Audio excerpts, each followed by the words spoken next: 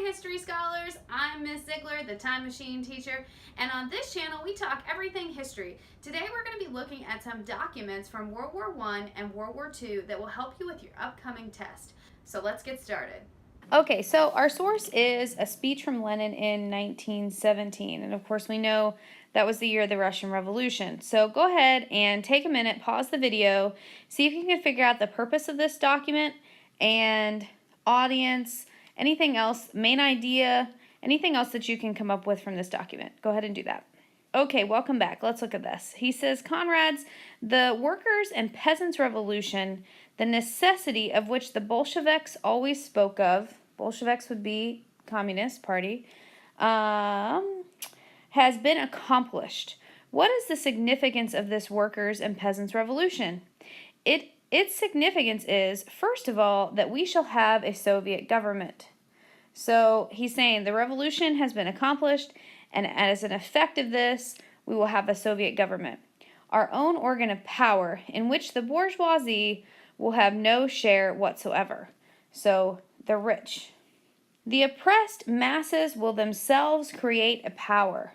The old state apparatus will be shattered to its foundation, and new administrative apparatus set up in the form of Soviet organizations. So the old regime, what would this represent? This right here would be the Tsar. The old regime, it's gone. From now on, a new phase in the history of Russia begins, and this, the Third Russian Revolution, should in the end lead to the victory of socialism. Within Russia, a huge section of peasantry have said that they played long enough with the capitalists and will now march with the workers. So this is going to be against capitalism. Okay, no more of that. We must now set up building a proletarian socialist state of Russia.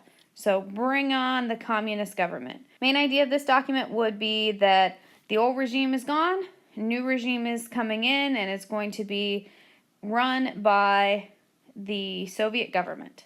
So when you read this document, he says, we must now set about building a proletarian socialist state in Russia. So you know that this we part is the audience. So who's the audience? Well, whoever is going to help him build this government. So his supporters, right, would be his audience. So this is probably a speech to get them fired up, to remind them that this is an important, significant revolution, that a new phase of Russian history has begun, and that now there's a third Russian revolution that's going to end that's going to end the victory of socialism, and it's going to get rid of capitalists. So what's he talking about here? Well, after the revolution, after they got rid of the Tsar, there were still supporters of the Tsar, and there were still bourgeoisie who were a little bit richer that didn't want the old ways to go bye-bye. They wanted to keep the old ways, and they were very anti-communist, and so they fought against the communists, and they were the White Army. So we have the Russian Civil War after they get rid of the Tsar. The purpose of this document is that Lenin is trying to get his supporters fired up to go and fight the White Army and to get rid of them and to secure the building of a new proletarian state of Russia. So how does that affect the document?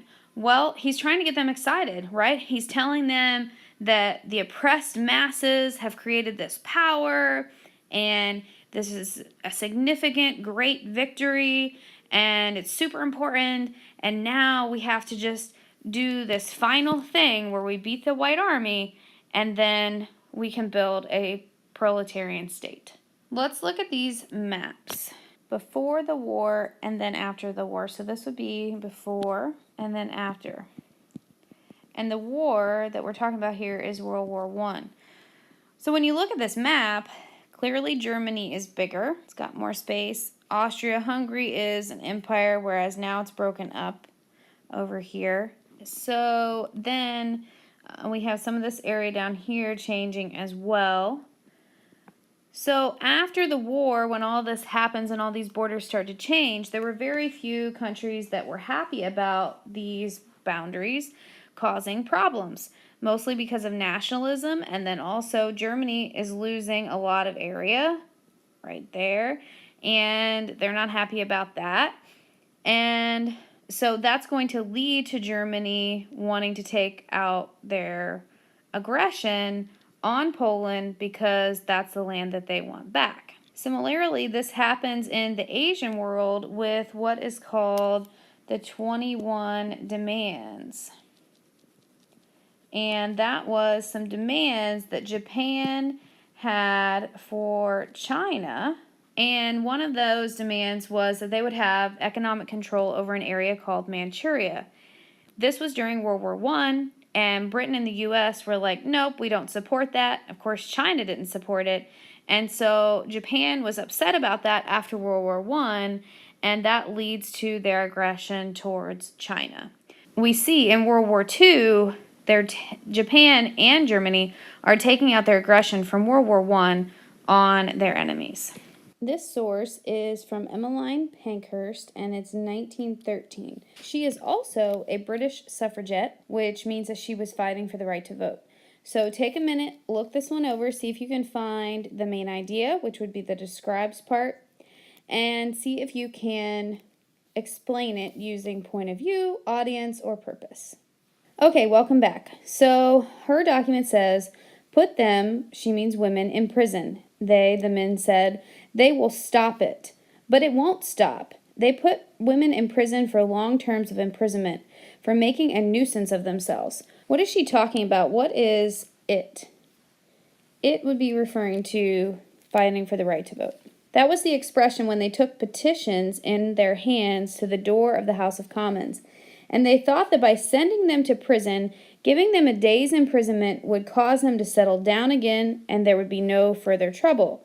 But it didn't happen so at all. Instead of the women giving up, more women did it until there were 300 women at a time who had not broken a single law, but only made a nuisance of themselves, as the politicians say. So nuisance is kind of like a bother. So basically they were bothering the politicians for the right to vote. So for the main idea of this, or describes this, you can say that Emmeline Pankhurst was a British suffragette who was fighting for the right to vote, and she said that men threatened to put them in jail, but putting them in jail did not work. They still continued the fight. Point of view. She's obviously a woman, so you could say that her point of view is from a woman's perspective of wanting the right to vote.